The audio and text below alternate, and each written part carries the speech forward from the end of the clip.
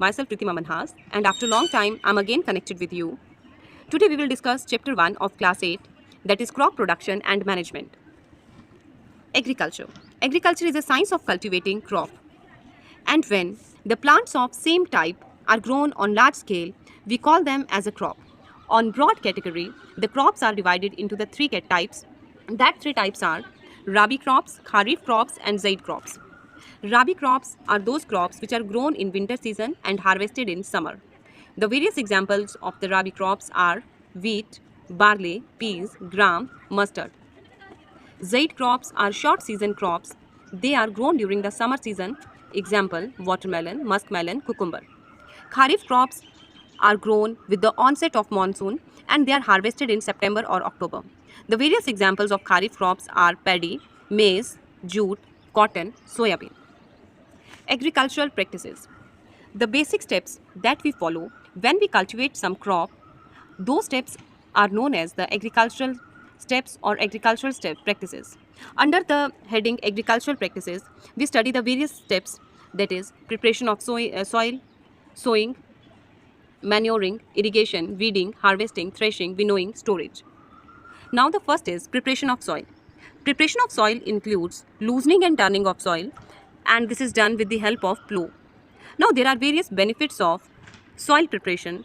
The first one is it helps roots to grow deep into the soil so that they can get a rich access of water and nutrients, and the loosened soil will help roots to get the proper circulation of air so that they can respire easily, and it helps for the better infiltration of water, and the loosened soil provides roots with the very rich nutrient which they can absorb so that they can give that nutrient to the plant. Now the second is sowing. Sowing is a process of planting seed into the soil. There are the various methods of sowing like dibbling, drilling, transplanting, hand sowing. The various methods that are discussed here have their own importance, but when we are doing the sowing, we must know which type of seeds are fit for the cultivation. So the very basic step that we have to follow for the sowing is seed selection. Now for the seed selection, we must ensure that we use high yield variety seeds and the healthy seeds. For the selection of healthy seeds, we can do one activity, that is what we can do. We can take one beaker and fill that beaker with water and put inside it 1 hand of seeds and allow it to stand for some time. After some time, what we will observe that some seeds get settled at the base of the beaker, whereas some of them are floating on the top. And what we conclude from this activity? From this activity, we conclude that the seeds that get settled at the base are good, they are not damaged, they are the healthy seeds. Whereas the seeds which are floating at the top of the water, they are damaged seeds. Now manure and fertilizer. Manure is a natural material which is derived from the plant and animal waste, whereas fertilizers are synthetic material and they are prepared in the factories. Now difference between fertilizer and manure. Fertilizer is an inorganic salt, whereas if I'll talk about the manure, manure is a natural substance which is obtained by the decomposition of the cattle dung or the other human waste. Fertilizers are prepared in factories, whereas manures are prepared in fields. Fertilizers do not provide any humus to the soil, whereas manures provide humus to the soil. Fertilizers are very rich in plant nutrients like nitrogen, phosphorus and potassium, whereas manures are very less rich in basic plant nutrients. Now the manures are considered over the fertilizers. A question comes, why manure is considered over the fertilizer?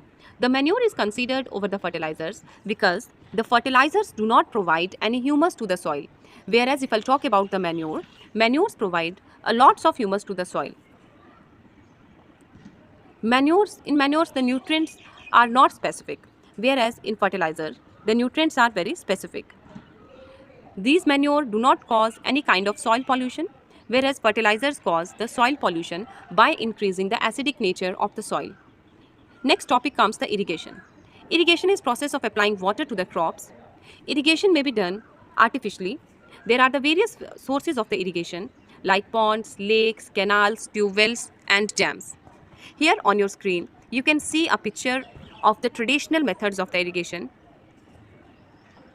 And the second picture is of modern method of irrigation. Now traditional methods includes use of Dekli, chain pump, Rahat system, use of wells. Now if I'll talk about the modern methods of irrigation includes two basic methods, that is drip irrigation and sprinkler irrigation. In drip irrigation, what happens? The water falls drop by drop at the root of the plant, whereas in sprinkler irrigation, the nozzle rotates and water gets scattered over the plant. Next topic is weeding. Now, when some unwanted crops grow along with the main crop, we call it as a weed. Now, these weeds compete for the various sources with the main crop. That is, these weeds compete with crop for water, nutrient, space, and these weeds have a negative impact on the crop. In some cases, these weeds steal the various important nutrients which are required by the main crop, and the second is they may cause some diseases in plants. The various examples of the weeds are xanthium, parthenium, and mota. Now the weed removal. Weed removal is done by various methods. On broad scale, the methods are divided into the 4 different types, that is manual weeding, mechanical weeding, chemical weeding, biological weeding. In manual weeding, we use the hoe for removing the plant. Mechanical weeding is done by tillage and burning. Chemical weeding is done with the use of herbicides or weedicides. Biological weeding, under the biological weeding, we use the biocontrol plants or the biocontrol plants which stop the growth of other unwanted plants.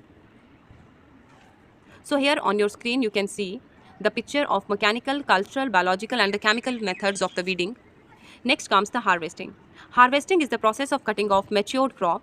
It is done with the help of tools like sickle or with the help of machine like combine. So here you can see in picture number 1, 4 persons are manually harvesting the crop. But in picture 2, with the help of machine, the harvesting is done. Next comes the winnowing. Winnowing is process of separation of chaff from the grain. Next comes the storage. Storage is a process of protecting grains by keeping them in the closed containers.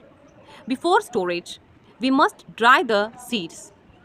Grains are typically dried in sun.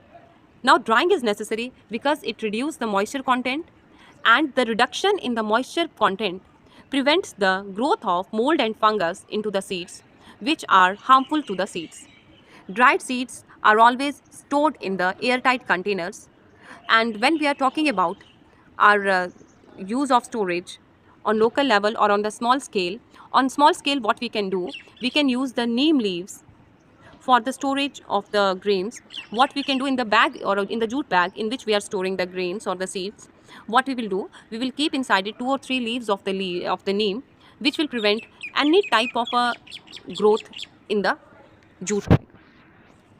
Here we can see the storage methods. One is in the gunny bags and other is in the silos. Next is animal husbandry.